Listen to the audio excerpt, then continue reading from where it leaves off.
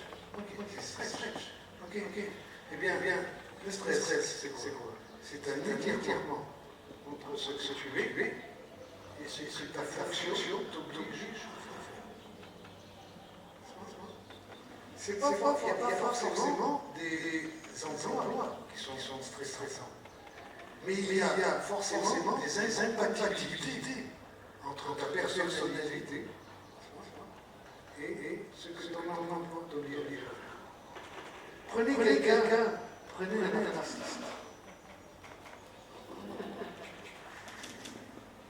Prenez un artiste.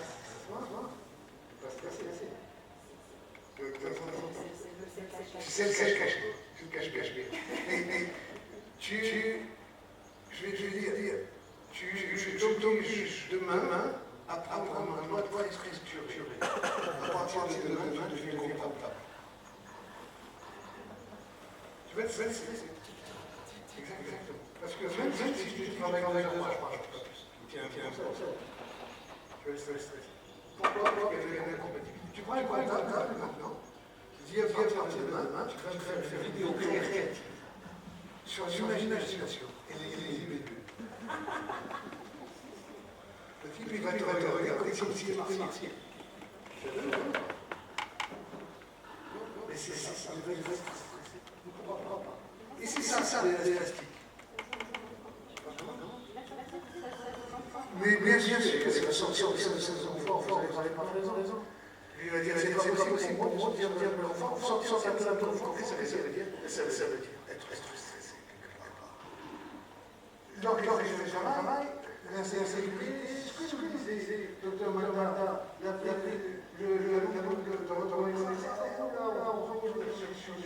sur des exigences émotionnelles. Ça joue. Je l'ai vu, vous savez, je l'ai vu dans un service de police. Un service de police où il y avait des personnes qui chargées de recevoir une plainte. Des gens qui venaient passer. Et on parlait justement de stress, effectivement, les gens qui sont là sont stressés. Puis on a essayé de les aider, parce qu'il n'y a pas de travail. Les agents de police, comme les pieds, comme les derrière, sont ce qu'on appelle des fonctions d'exception. Ils interviennent, c'est exceptionnel. On est bien d'accord. Et on s'est dit comment ça se fait que ces gens étaient stressés. Puis on avait compris. Enfin, moi, je ne suis pas psychologue une fois, mais l'équipe, alors de l'ordre, de justice, etc. Et l'équipe a compris, c'était quoi? C'est que le monsieur ou madame qui arrive au poste de police et qui dit voilà ce qui se passe avec qui pleure ou qui blessé. Le policier est resté. Monsieur, madame, je fais ce que vous dites. Mais par contre, il reçoit ces émotions négatives. Et il ne peut pas les exprimer. Et c'est cette prétention-là. On s'aperçoit. C'est comme ça, obligatoire. On s'aperçoit qu'il y a certains métiers, vous êtes obligés de jouer avec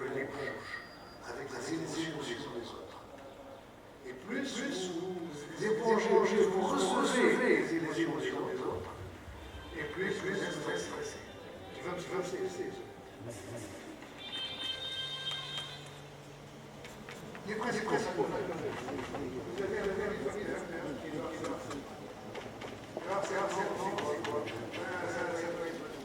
des commentaires des gens, des insultes, des menaces, n'est-ce pas, des accusations, des blagues offensantes, des regards restants, ça peut être n'importe quoi. C'est des contacts extrêmement désirés. Ça peut être n'importe quoi. Et c'est l'environnement qui est toxique. Et ça aussi, l'environnement qui est toxique. Et ça peut être important des risques. Vous avez les conditions de travail. Les conditions de travail, oui, éminemment important. Prenez sur votre smartphone, vous téléchargez l'application à un seul lettre. Et vous regardez dans quelle mesure vous avez un volume sonore important. Ça peut être extrêmement important. La température, les horaires, les responsabilités. Et on arrive à un facteur extrêmement important. C'est le manager toxique. Qui ne connaît pas, qui n'a entendu parler d'un manager toxique. C'est épouvantable. C'est des cauchemars. Effectivement. Vous avez entendu, vous avez vu le manager toxique? Non, oui. Très toxique. Alors, on a vu plusieurs. Vous avez le petit chef. Le petit chef, qu'est-ce qu'il fait? Il est fier de son pouvoir. Il aime rigoler, il aime pour durer, il adore l'orange, mais il se charge de responsabilité. Il utilise la critique et l'association. Vous en avez connu? Alors, on va le voir. Ça, c'est le manager toxique. Je ne sais pas si vous connaissez. Le manager toxique. Alors, lui, qu'est-ce qu'il fait? Il fait des objectifs inatteignables. Mais il reste très. Comment je peux faire ça, chef? Tu me dis des mots, c'est en colère. Travaille. Alors, comment on fait? C'est pas grave. Et vous avez le manager l'hyperactif, l'hyper-investi, l'hyper-intelligent, l'hyper-pressé, les voix placées au niveau de finance. Qu'est-ce qu'il fait? Comment il fait? Il n'arrive pas dessus, c'est pas possible. Ou tu le suis 2 jours, et ensuite il est épuisé. Et vous avez le micro-manager. Alors, c'est extraordinaire. Lui, il veut contrôler. Et c'est pas délégué. Quand il dit que tout doit être fait de la façon. Vous en connaissez si vous avez demandé, vous en connaissez. Il veut un reporting délégué. Il communique verticalement, sans émotion. Il se focalise sur les détails, il relie tout le document. Il veut être en démail, il contrôle les horaires de connexion. Ses collaborateurs sont à situation donc c'est le manque de confiance. Tout le monde en revient, au moins un dans sa vie. Voilà. Ne donnez pas des mots, savoir. Mais tout le monde en connaît. Mais il faut comprendre que ces gens-là sont, comme on le disait, entre le marteau et l'enclume. Ces gens-là sont entre le marteau et l'enclume. C'est-à-dire qu'il y a un niveau stratégique. Et nous avons un niveau opérationnel. Au niveau du stress stratégique, vous avez, on parle de langage de l'argent. Nous avons fait 20 000 chiffre d'affaires, au niveau opérationnel, lui, il travaille, il va avoir un langage de travail. Lui, comme il croit avoir 20 000 dinars, il ne comprend pas ce que c'est. 2 millions de dinars, il ne comprend pas. Mais lui, il connaît son travail, il sait que c'est un truc. Donc il y a un problème de traduction. Qu'est-ce qu'il y a encore? au niveau stratégique, il y a une vision globale de l'entreprise. Au niveau détaillé, il y a une vision au niveau opérationnel, une vision détaillée. N'est-ce pas? Si, au niveau stratégique, sur les jeux à atteindre, c'est comment les atteindre. Et le manager, il est là. Il est juste ici. Il doit traduire tout. Et qu'est-ce qui se passe dans la majorité des entreprises? C'est que les managers ne sont pas préparés. Un manager d'équipe, c'est qui? C'est généralement quelqu'un qui a une bonne compétence technique. Qui a la meilleure compétence technique. Tu le prends, tu regardes les commerciaux, ils sont tous commerciaux. Tu prends le meilleur commercial et tu le nommes responsable directeur des ventes. Qu'est-ce qu'il va faire? Il n'est pas préparé. Avant, il allait voir les clients, les manger, il était content. Là, tu es dans son bureau. Il voit les autres. Qu'est-ce qu'il fait? C'est un excellent commercial. Il va rester sinon. Ils ne sont pas préparés. Les entreprises ne préparent pas les managers. Les managers avec premier niveau ne sont pas préparés par les entreprises. Pas suffisamment. Il suffit de force, une forte pression. Et si certains sont toxiques, c'est qu'ils subissent des complications aussi à leur place. Ils sont plus souvent stressés que les collaborateurs et les cadres supérieurs.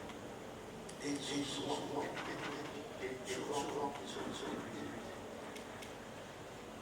et vous avez une nouvelle facteur de stress qu'on appelle le technostress.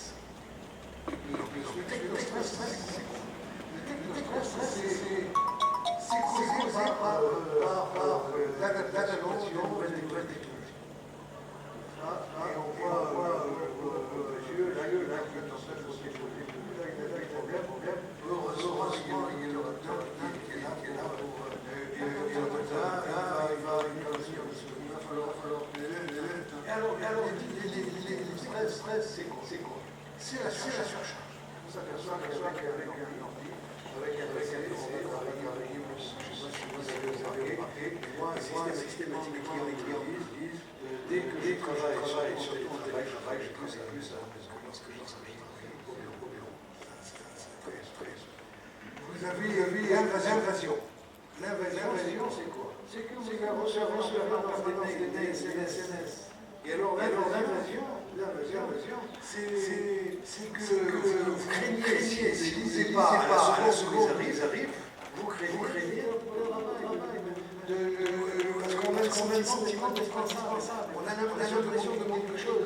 Et on se doit une disponibilité permanente. N'est-ce pas?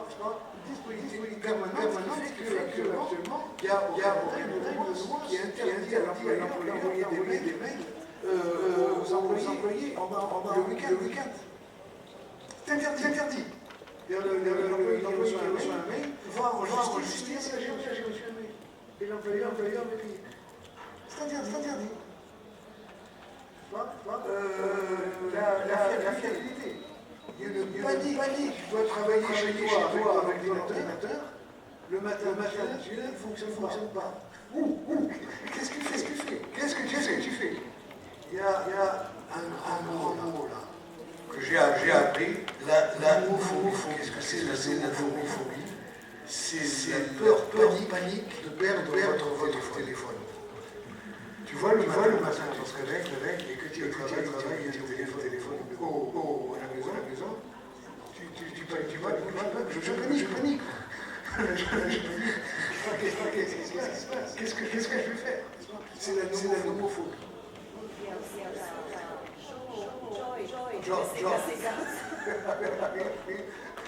La complexité,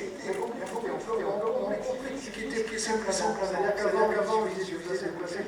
Là maintenant, tu dois rentrer dans la base de données pour demander tel complexe.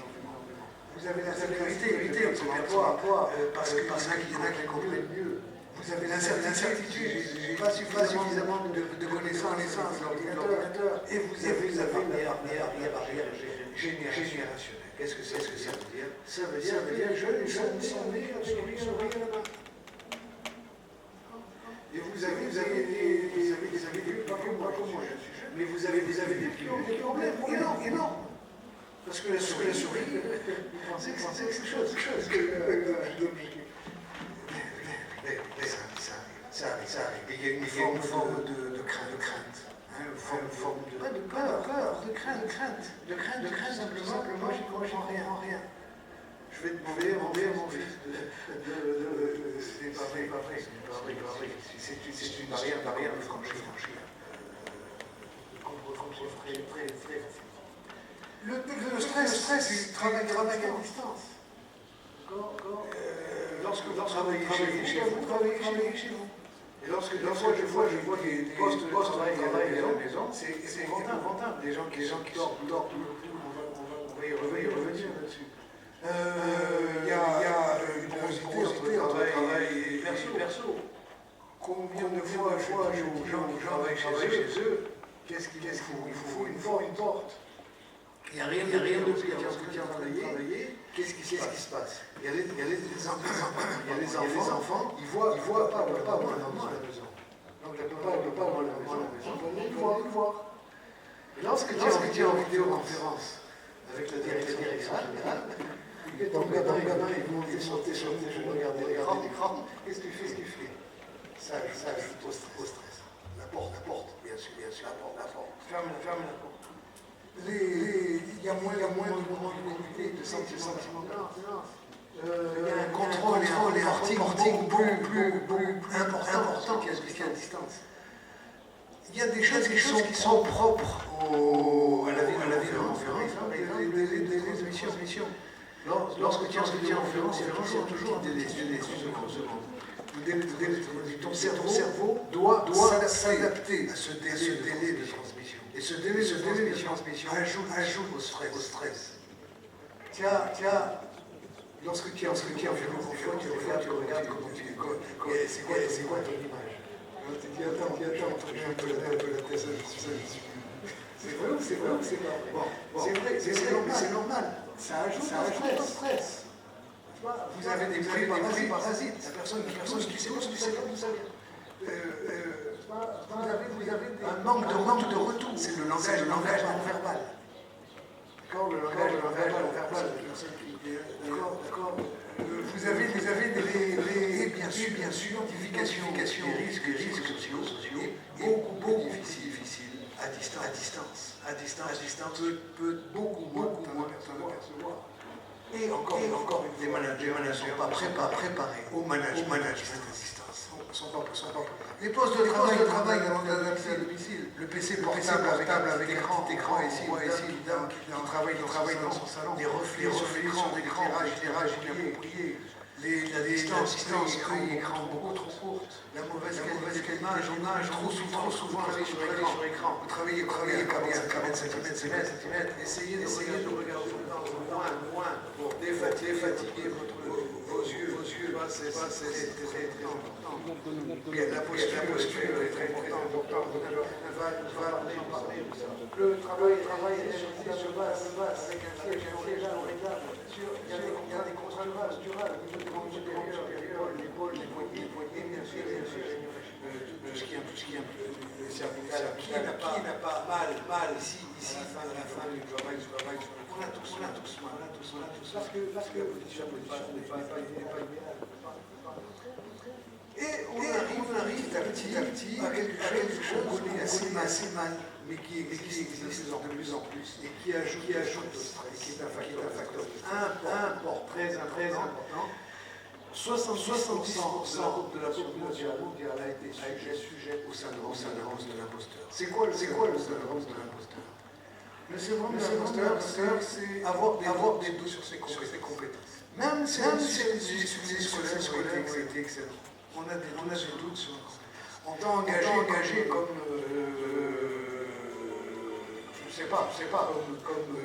responsable d'une équipe, grand travailleur dans une équipe. Mais à un certain moment, tu ne sais pas faire quelque chose, tu vas commencer à douter sur tes compétences. On va avoir tendance à travailler beaucoup dur. 70% des personnes dans le monde ont été touchées pour leur groupe-là. Et vous avez ça se manifeste le perfectionnisme. C'est-à-dire que celui qui se sert de ce syndrome-là, il va travailler la moindre erreur comme un échec. Le solitaire, lui, ce qu'il veut faire, c'est tout seul. Parce que c'est que si jamais il demande de l'aide, il va se considérer comme incompétent. Il y a l'expert, c'est des considère que c'est tout. Et s'il demande un conseil quelconque, il est incompétent. Et l'égoïsme aussi, d'après les psychologues, l'égoïsme aussi, ça rentre à l'enfance. C'est-à-dire que les personnes qui ont tendance à être perfectionnistes sont des personnes qui ont généralement une faible soi, qui ont énormément de pression face aux nouvelles responsabilités. Et généralement, c'est par les parents qui ont des exigences très fortes en termes de résultats scolaires par rapport à leurs enfants. Alors maintenant, on va parler beaucoup plus de la prévention pour il faut d'abord, la première chose à faire aujourd'hui, c'est de repérer les signaux faibles. Et les signaux faibles, on en a. C'est l'augmentation de l'absentéisme et surtout de ce qu'on appelle le micro-absentéisme. C'est-à-dire pas des personnes qui vont s'absenter moins, mais des personnes qui vont s'absenter pour 2 jours, plusieurs fois. Ça, il faut les repérer. Il faut repérer des missions, le rôle personnel, les plaintes des managers, collègues, médecins du travail, avec le RH extrêmement important. On va essayer de refléter la fatigue, les conflits fréquents entre salariés et hiérarchie, les changements d'ambiance dans l'équipe. Il va falloir essayer d'identifier peut-être des gens qui ont de la motivation avant, c'était quelqu'un qui bougeait, faire des choses, etc. On dirait qu'il est absent, il est engagé, il ne veut plus rien faire. Vous avez aussi les salariés, c'est un signe, ça malheureusement ça se voit assez souvent. Est-ce que tu as été concerné cette année, j'ai pas pris les cours, pourquoi? Parce qu'il y a beaucoup de boulot. Et si je le fais pas moi, personne ne va le faire. Et vous êtes sûr que ça peut être un premier signe de problème. Je ne dis pas que c'est obligatoirement, ça peut être aussi les autres, mais c'est un signe de santé mentale qui risque de... Et vous avez dans l'entreprise trois niveaux de prévention. La prévention primaire. La prévention primaire, c'est des actions préventives pour identifier et réduire une situation à risque.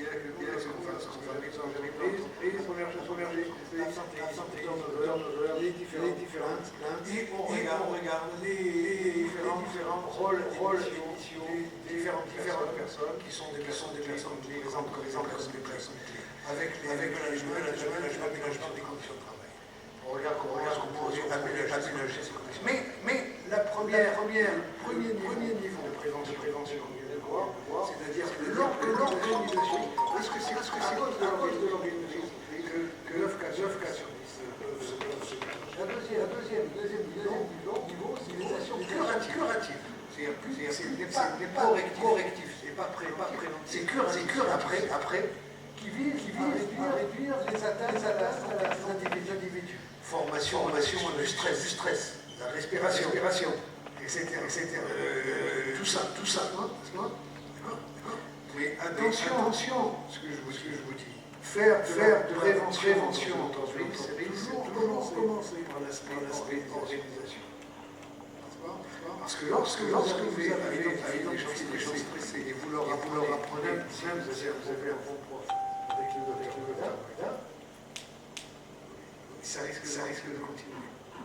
Première chose, organisation. Troisième niveau de prévention, c'est les actions curatives, c'est le soutien psychologique, les réunions, les échanges, l'adaptation individuelle des conditions de travail. La première, c'est l'adaptation collective.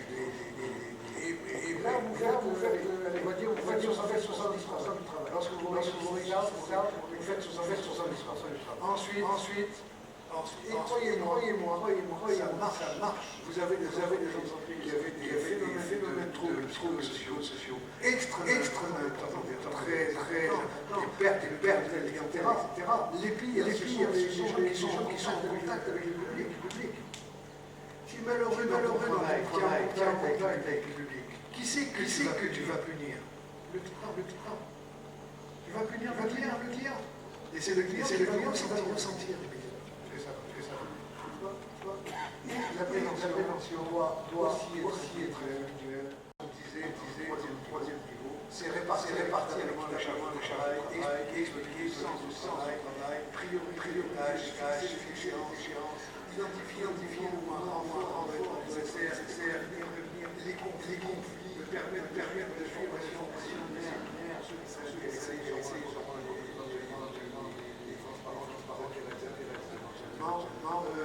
faire esprit comme on a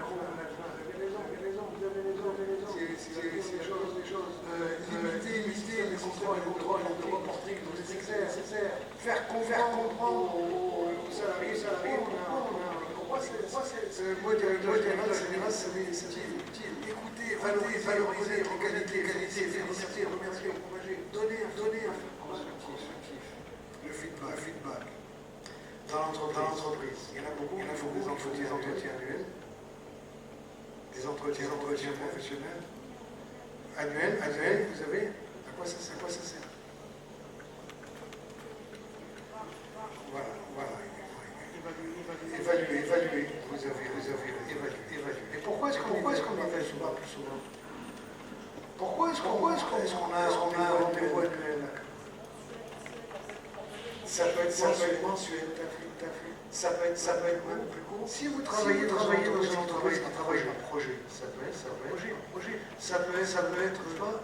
malheureusement dans le mode annuel. Il faut un entretien. Donc, il faut adapter, il faut au contraire la culture du feedback. On s'est aperçu que la culture du feedback est extrêmement importante. Et il faut expliquer au manager. Alors, rechercher les facteurs individuels potentiels indispensables parce que vous avez des personnalités différentes. Il n'y a pas de solution universelle. La prévention secondaire ne suffit pas. Dans la prévention secondaire, vous pouvez avoir des sports, des relaxations, etc. Même la visualisation positive. C'est très bien, mais ça suffit pas. C'est de mettre un drap sur une jambe déjà abîmée. Et l'idée, c'est de prévenir avant qu'elle soit abîmée. Mais en fait, on s'aperçoit que j'ai interrogé ces gens-là qui sortaient de séances de sport et de relaxation. Je me dis, ça vous a servi à quelque chose? On me dit, c'est formidable. Mais par contre, je précis, vous ne pouvez pas travailler, ça m'a stressé. Essayez de travailler sur le volume de travail. Les programmes de lutte contre les RCS. D'abord, la première chose à faire, c'est de choisir les indicateurs. Première chose, le bilan de départ. Tu choisis les indicateurs, c'est-à-dire turnover, accident, etc. Ensuite, tu sensibilises les personnes. Ensuite, tu identifies les situations à risque. Ensuite, tu traites ces situations à risque. Ensuite, tu mets en place des pratiques de signalisation recommandées à APS. Vous avez des grandes entreprises sur lesquelles intervenir au niveau organisation, bien sûr, et aussi travailler avec au niveau risques sociaux. Ils ont créé des équipes de secouristes RPS. Des équipes de secouristes RPS, c'est quoi? C'est des gens qui ont formé, bien sûr, RPS, une petite formation, c'est pas une formation lourde, c'est pas une formation diplômante, c'est une formation simplement de l'entreprise. Et les personnes sont, particulièrement repérer les risques, détecter les situations à risque, simplement de ça, et de transmettez une situation. Alors, il y avait effectivement des situations sur lesquelles intervenir, ce qu'il fallait, c'était important. Et vous avez d'autres situations qui étaient plus des films, on peut dire comme ça. Parce qu'il y avoir aussi des conflits personnels.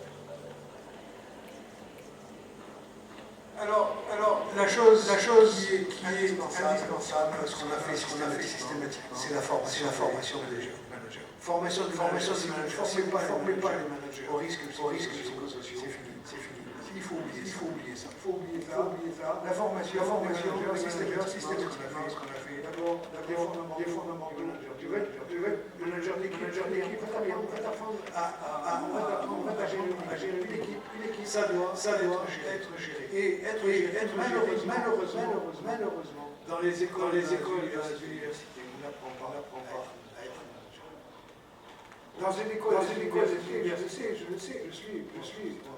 Dans les écoles, on t'apprend à acheter de la compagnie IBM pour la compagnie Coca-Cola. D'accord? Quand est-ce que tu vas le faire? Essaye qu'on t'apprenne au moins une petite personne, 10 personnes, pour commencer. Puis ensuite, tu vas une équipe un peu plus grande. Et c'est ce qu'on t'apprend à tenir compte de la personnalité de chacun de ton équipe. Il y a cette personne-là, elle veut être autonome, très bien autonome. Essaye de la contrôler uniquement sur des points spécifiques. Telle personne, elle veut diriger. Dirige-la. Est-ce qu'on sait faire ça? On ne sait pas, on n'apprend pas. Connaître les risques sociaux, savoir déléguer, ce sont des formations qui sont nécessaires. Élaborer un rapport et un reporting qui servent à quelque chose. Fixer les objectifs, contrôler, gérer les conflits dans une équipe. Il y a un conflit, lui qui s'entend pas, comment tu fais? Par où tu commences? Tu vas aller voir chacun? Non. Tu vas aller voir les deux? Non, faut faire autre chose. Il y a des choses à faire. Savoir gérer son temps. Ça, c'est ce que nous demande le plus souvent. Savoir gérer le temps. Manager, télétravail. Optimiser la qualité de service. Recruter, accueillir, intégrer. Est-ce qu'on sait accueillir les nouveaux dans l'équipe? Est-ce qu'il y a un système d'accueil où le nouveau venu peut être sécurisé? Tiens, je suis rentré dans une entreprise extraordinaire. Je ne sais pas. Résoudre les problèmes, innover. Prendre ses fonctions de manager. Ça, on l'a vu dans les entreprises. On a donné ces formations. Et en plus, les nouveaux, on leur demande les aspects économiques, bien sûr, les matériaux, les cadrages, l'accès à l'eau, les billets pour déjeuner, pour réchauffer les plats, la nourriture, la machine à café, etc. Prévenir les risques sociaux, on le verra, pour ceux qui ont été intéressés là-dedans, c'est d'abord en parler. Les employés, ils sont gênés. Jamais personne dans une entreprise va vous dire, moi j'ai un problème de burn-out. Il va vous dire, moi je suis débordé, c'est pas un problème.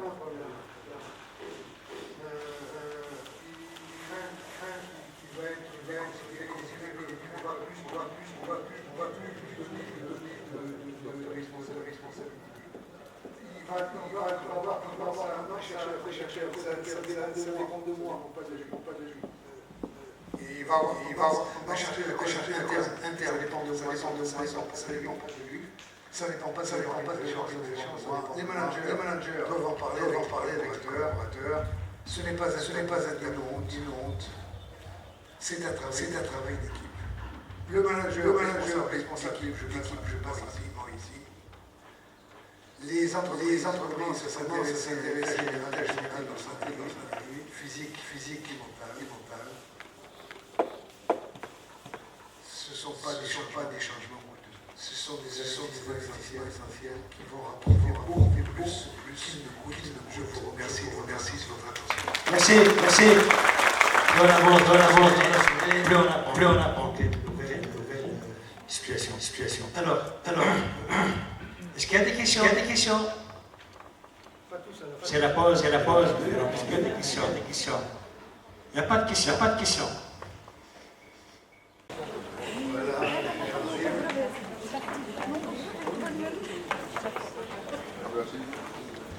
On a vu dans la présentation que je vous ai faite, on a vu qu'il y avait 3 niveaux de prévention.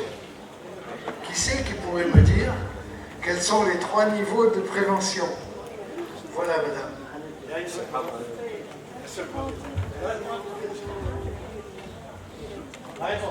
Merci. Déjà, je vous remercie vraiment pour cet excellent exposé, je dirais très émouvant aussi, parce qu'on a vraiment appris pas mal de choses. Donc, par rapport au niveau de prévention, vous avez exposé 3 niveaux de prévention des risques psychosociaux.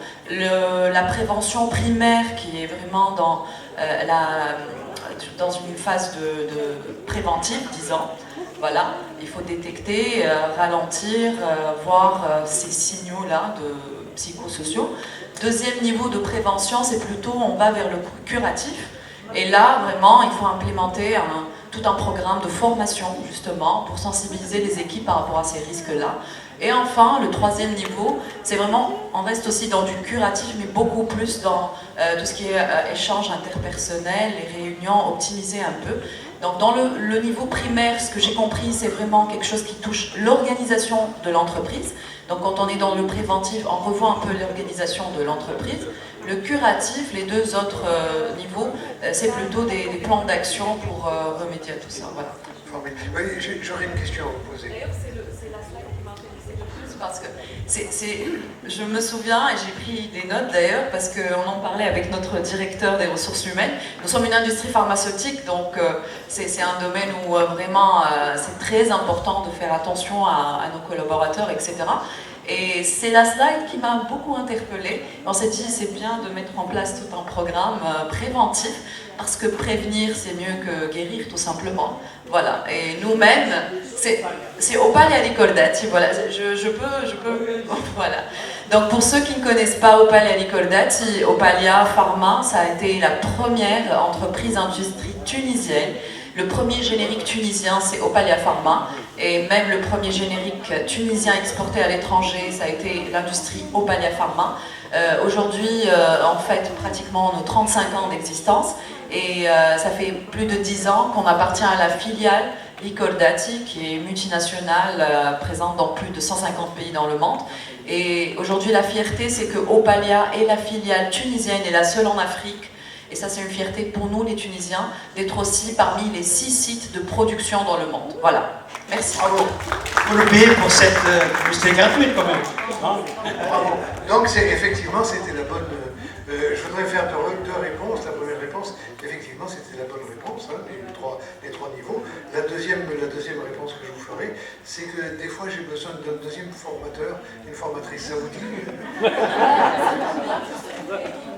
Voilà. Concernant la prévention des activités de la prévention, pour la prévention secondaire, la prévention secondaire est essentiellement médicale. Et c'est le rôle des médecins de travail. Car c'est dans ces cas qu'on va dépister les maladies. C'est le stade de dépistage de la maladie à travers les visites périodiques et à travers... C'est ça la vision secondaire. Pour la prévention tertiaire, c'est la réparation. C'est la réparation de la maladie. Et c'est le rôle de la CNAM et de la réparation des préjudices causés par les accidents et les maladies professionnelles. C'est ça. Inspecteur du travail. C'est inspecteur du travail. Merci. Si vous me permettez, je pense que je ne l'ai pas suffisamment souligné, l'intérêt et l'apport de la médecine du travail à l'intérieur du phénomène des risques psychosociaux.